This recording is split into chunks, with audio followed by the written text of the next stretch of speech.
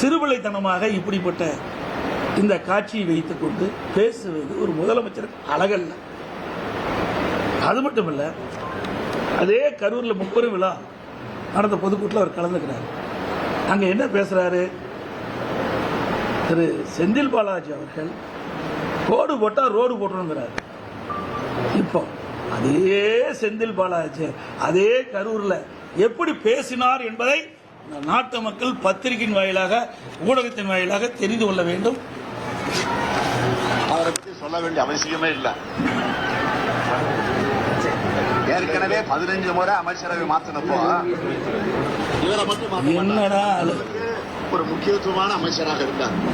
சசிகலாவுக்கு நெருக்கமாக, அதைவிட இளவரசிக்கு மிக மிக நெருக்கமாக இருந்தவர் செந்தில் பாலாஜி. அந்த செந்தில் பாலாஜி அமைச்சரவை 15 முறை ஏற்கனவே மாற்றி அமைச்சாங்க. அப்பெல்லாம் அவரை மாத்தல, சீனியர் அமைச்சர்லாம் மாத்தினாங்க. ஆனா இந்த ஜூனியர் அமைச்சரை மாத்திரம் மாத்தல. இடையில அந்த அம்மா ஜெயிலுக்கு போனப்போ யார முதலமைச்சராக தேர்ந்தெடுக்கலாம்னு சொல்றப்போ அந்த பட்டியலில் இவர் இருந்தாருங்க. இவர் கெட்ட கேடு செந்தில் பாலாஜி பேர் இருந்துச்சுங்க. ஆக இன்னைக்கு பாத்தீங்கன்னா அவரு மட்டும் இல்ல, ஒட்டுமொத்தமாக பாலாஜியினுடைய தம்பி இந்த கரூர் மாவட்டத்தை தன்னுடைய கட்டுப்பாட்டில் வச்சிருக்கிறார். கட்டுப்பாடுனா கொள்ளையடிக்கிறதுல, ஊழல் செய்யறதுல, லஞ்சம் வாங்குறதுல, அந்த கட்டுப்பாட்டில் வச்சிருக்கிறார். ஆள் கடத்தல், நில அபகரிப்பு புகார்கள் எல்லாம் இன்னைக்கு நீதிமன்றத்தில் இருக்கு. அதே மாதிரி பேருந்துகளுக்காக ஒரு கருவி வாங்கினாங்க, டிக்கெட் கொடுக்கறதுக்கு ஒரு கருவி, ஜிஎஸ்பி கருவி. அந்த கருவியில ஊழல் நடந்திருக்குன்னு சட்டமன்றத்தில் நான் தான் ஆதாரத்துடன் எடுத்து பேசுறேன். இது வரைக்கும் முறையான மறுப்பு கிடையாது.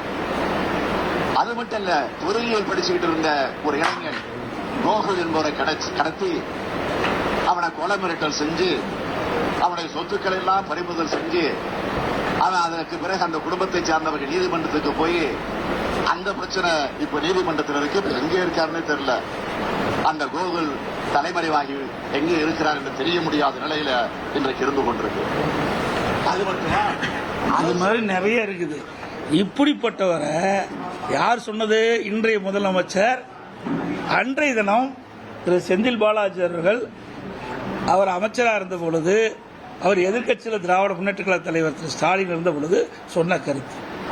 இப்போ அதுக்குள்ளேயே புனிதமாயிட்டாரா? இப்போ எத்தனை வழக்கு அவர் மீது, எவ்வளவு பிரச்சனை? அவரே ஊழல்வாதின்னு சொன்ன பிறகு அந்த ஊழல்வாதிக்கு இவர் எப்படி அமைச்சர் கொடுத்தாரு?